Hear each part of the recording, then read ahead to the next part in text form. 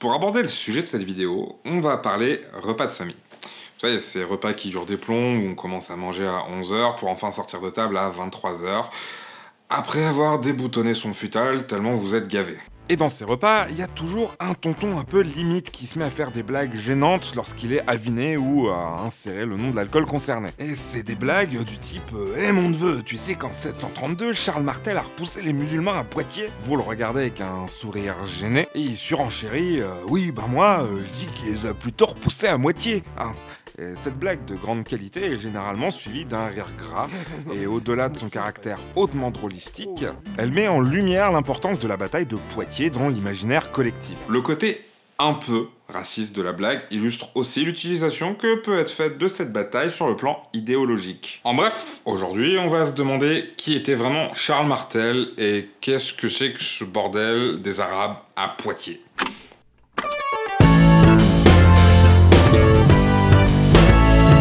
Le plan simple pour attaquer, c'est de présenter Charles. Et oui, juste Charles, parce que Martel, c'est un surnom. Ce surnom, il lui est même pas donné par ses contemporains, mais a posteriori, au 9e siècle. L'origine du surnom est assez floue, hein, et plusieurs théories s'affrontent, mais il y a toutefois un certain consensus entre toutes ces théories. Le mec était plutôt du genre bourrin, et lorsqu'il avait un ennemi, il aimait bien lui meuler allègrement la tronche. Le Charles, c'est un franc, entendre par là un mec qui fait partie d'un peuple qui a participé aux grandes invasions barbares de l'Empire romain au 5e siècle et qui, trouvant le coin sympa, s'y installait.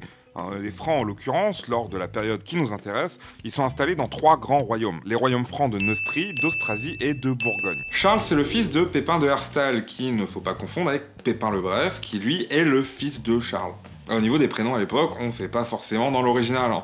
Donc c'est le fils de Pépin de Herstal et de sa seconde épouse, Alpaïde. Quand vous entendez seconde épouse, pour un noble comme Pépin, vous entendez sûrement la femme qu'il a pris après que la première soit morte, ou après avoir divorcé. Mais non, là on parle simplement de sa deuxième femme, qu'il fréquentait en même temps que la première.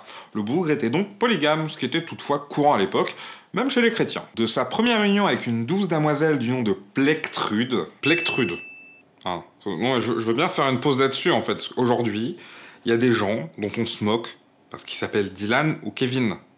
Et la meuf s'appelle Plectrude. Le Pépin a 2 fils, Drogon et Grimoald. En 714, lorsque Pépin, se sentant sur ses vieux jours, organise sa succession, il choisit Grimoald pour lui succéder. Drogon est mort en 708 et Plectrude ne tient pas Charles en odeur de sainteté. C'est donc un choix assez logique. Pas de bol, Grimoald meurt aussi avant son daron. Pépin désigne alors comme successeur son petit-fils, le fils de Grimoald, Théodébald, qui a 7 ans lorsque Pépin meurt en 715, et à 7 ans, ça fait un peu jeune pour gouverner. Plectrude veut récupérer la régence en attendant que son petit-fils soit en âge de gouverner. Elle fait enfermer Charles afin qu'il ne représente aucune menace pour Théodébald. Mais les Neustriens se révoltent, n'étant pas d'accord avec le choix du successeur. Les royaumes mérovingiens n'ayant pas d'institution capable de démêler les problèmes de succession, Plectrude se marave avec tout un tas de princes francs ambitieux. Charles en profite pour s'évader, marave tout un tas de princes francs ambitieux et se fait accepter comme leader des Austrasiens.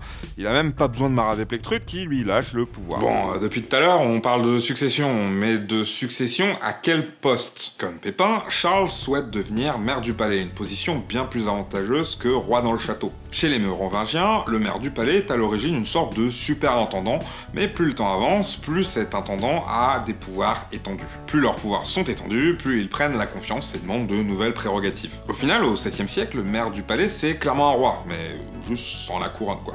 Les rois francs, quant à eux, sont un peu des reines d'Angleterre, hein. Ils règnent mais ne gouvernent pas. Ils gouvernent tellement pas que les derniers rois de la dynastie mérovingienne sont appelés les rois fainéants.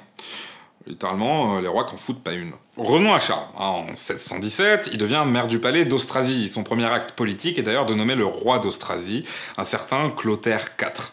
Cette décision montre 2 choses importantes. Le fait qu'un maire du palais nomme un roi montre que le maire du palais, c'est en vrai le vrai boss du game. Le fait qu'un maire du palais nomme un roi montre aussi que ces derniers gardent une certaine importance symbolique. Pour Charles, la vie continue et après avoir de nouveau tatané des voisins, il devient maire du palais du royaume de Neustrie. En bref, il domine toutes les terres qui correspondraient à la France actuelle, au nord de la Loire, la Belgique, les Pays-Bas, le Luxembourg actuel et le quart nord-ouest de l'Allemagne actuelle.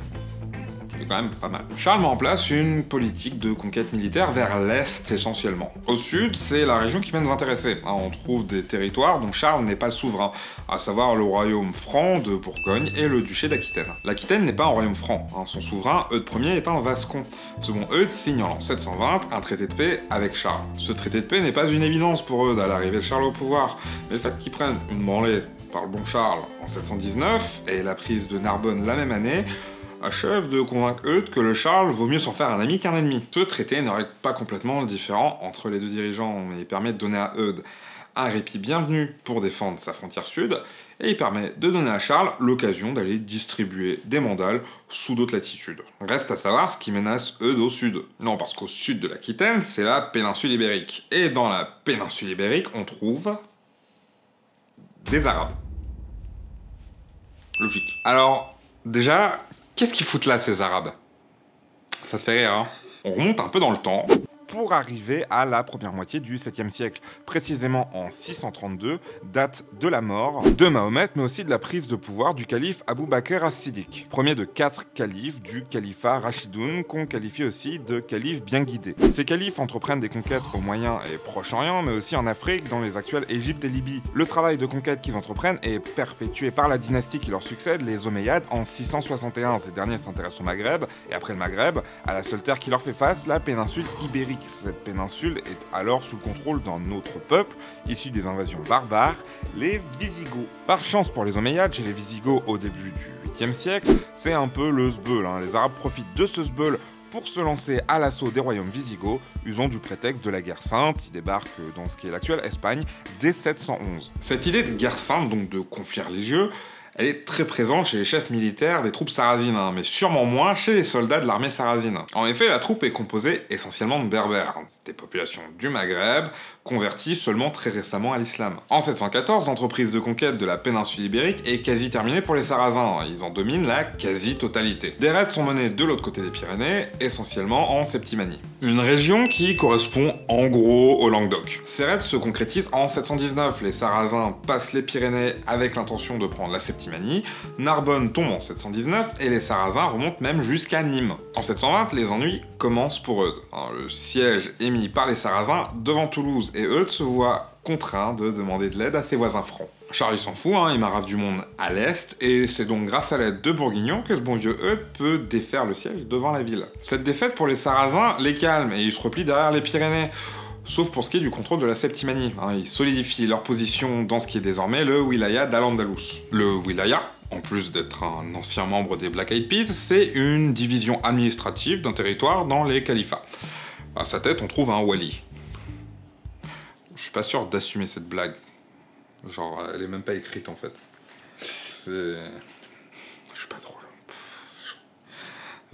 Le wali d'Al-Andalus distribue des terres à ses seconds et un certain Mounouza, un berbère converti à l'islam, hérite de la Cerdagne, une région voisine des Pyrénées. Ce Mounouza, il est de moins en moins d'accord avec Al-Andalus et il s'allie avec Eudes, bien décidé à pas se laisser marcher dessus par le wali. Cette alliance pour Eudes, ça a au départ l'air d'un bon deal, puisque ça crée un tampon entre le wilaya d'Al-Andalus et le duché d'Aquitaine. Mais au final, c'est mauvaise magie.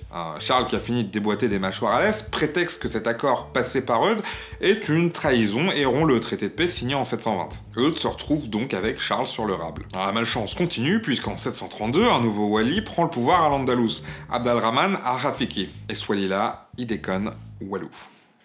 Dès mars 732, il monte une armée qui s'en va châtier d'abord Mounouza, mais aussi ses alliés, c'est-à-dire Eudes. Après avoir tatané Mounouza, qui tentait de fuir chez son nouveau poteau Eudes, les troupes sarrasines entrent en Aquitaine. Et là, pour Eudes, c'est la chienlit. Les Sarrasins pillent, brûlent, tuent, et le pauvre Eudes, il se retrouve complètement impuissant. Bordeaux est prise par les envahisseurs, et Eudes se prend une dérouillée au passage de la Garonne ou de la Dordogne.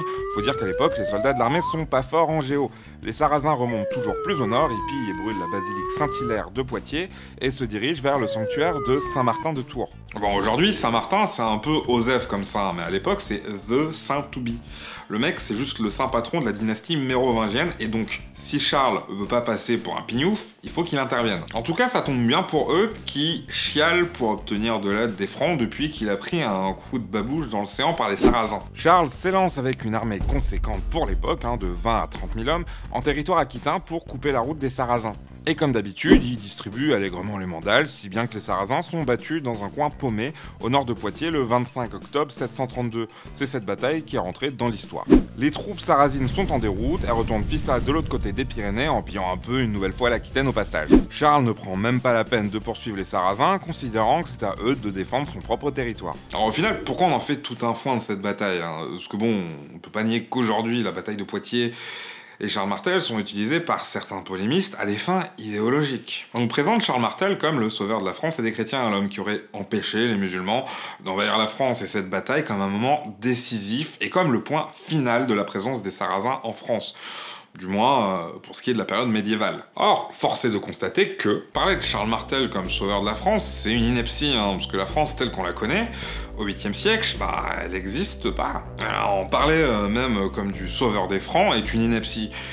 Il n'est pas évident du tout que l'attaque sarrasine sur l'Aquitaine avait pour objectif d'attaquer ensuite la Neustrie et donc les Francs. Au mieux, il sauve un brin les Miches d'Eudes et empêche le pillage d'un sanctuaire important. Charles Martel s'est pas non plus posé comme sauveur de la chrétienté, il a laissé Eudes galérer et l'Aquitaine s'est fait piller pendant 8 mois avant d'intervenir. Cette bataille est souvent vue comme un choc des civilisations, pour reprendre une expression d'un politologue controversé.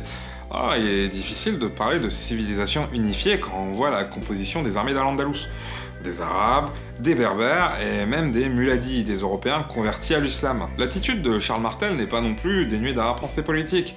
Son laisser-faire permet d'affaiblir Eudes et son intervention lui permet de placer des fidèles à son pouvoir à des postes clés, notamment ecclésiastiques, en Aquitaine. Enfin, la bataille de Poitiers ne sonne pas du tout le glas de la présence sarrasine en France. Les Sarrasins contrôlent la Septimanie jusqu'en 759, date à laquelle Pépin le Bref reprend Narbonne. Les Sarrasins reviennent même sur le territoire à l'interface des 9e et 10e siècles dans la région de Saint-Tropez et s'y établissent pendant environ 80 ans. Pas du tout partis les mecs. Enfin, n'oublions pas la Bretagne où le sarrasin a toujours été très populaire. Enfin bref, il faut partir maintenant. C'est fini la vidéo. Joyeux Noël. C'est un petit peu cuté. Normalement, elle sort à Noël cette vidéo.